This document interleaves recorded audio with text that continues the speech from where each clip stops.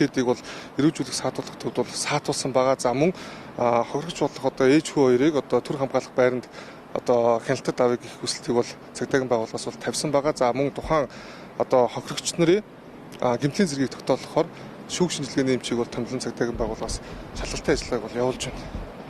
Тэгэхээр одоо яг тэр 5 настай хүүхдийг зодсон хүнд хуулийн ямар хариуцлага хэлсэн байгаа. За хөгжлийн зүгээс бол хорихгүй байна гэдэг зүйлийг яриад байгаа шүү дээ. Цагдаагийн одоо хууль хяналтын ажилтнаас одоо яг ямар арга хэмжээ авах хэрэгтэй байдгийг шууд хорих хүндэслэл байдаг юм уу? За тэгэхээр эрэг үргийн хинжлүүлэх тухай хууль заасны дагуу цагдаа хорих хүндэслэлийн дагуу цагдаагийн байгууллагаас прокурорын байгууллагт цагдаа хорих саналыг бол тавьчихсан байгаа. За яг одоо тэр тухайн одоо хүүхэд болон хохирсон хүүхэд болон ээжд бол одоо цагдаагийн байгууллагаас бичлсэн хяналт тавиад одоо бичлсэн хамгаалтыг бол зохион байгуулаад ажиллаж байна.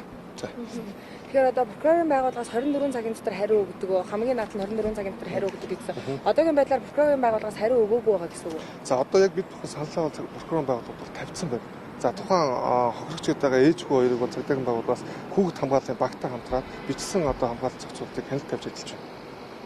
За.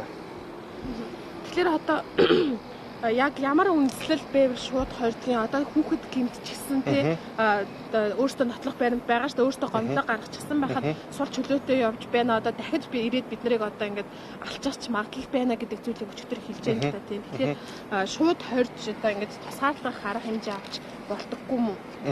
За нөгөө би сая дүнсээ хэллээ. Эрэг үргийн хинжлүүлэх тухайн хуулийн заасны дагуу цагдаа үндэслэлээ бид бүхэн прокурорын байгууллагад бол тавьсан байна. За тухайн хүүхэд ээж хоёрыг бол цагдаагийн байгууллагаас хүүхэд хамгааллын багтаа хамтраад бичлсэн хяналтыг бол тавьж гин. За тухайн холбогдогчийн үйлдэлээр хэрэг бүртгэлтийн хэрэг нээгээд за шалгалтын ажиллагаа явуулж байна. За шинжир чимчийн дүгнэлтэд шалтгаалаад энэ бүхэн бас одоо ямар зүйл эрэг хуулийн тусгай ангид заасан ямар зүйл ангиар одоо шалгах уу гэдэг асуудлууд илүү наривчлан тодорхой болно. За ингээд цагдаагийн байгууллагаас тухайн хүүхэд ээж хоёрыг бол хамгаалалт авчихсан ингээд ийм ажил бол явагдаж байна. Тухайн эргийн хувьд бол бас өмнө ял шийтгэл эдэлж ирсэн гэж цагдаагийн байгууллагаас мэдээлсэн гэж тухайн эргийн хэлжсэн л да. Дуудлага мэдээлэл боломжтой. За тэрийг одоо яг шалгалтын ажиллагаа явуулж байгаа бид та бүхэнд тэрийг одоо дэлгэрэнгүй мэдээлэх надад мэдээлэл нь бол байхгүй.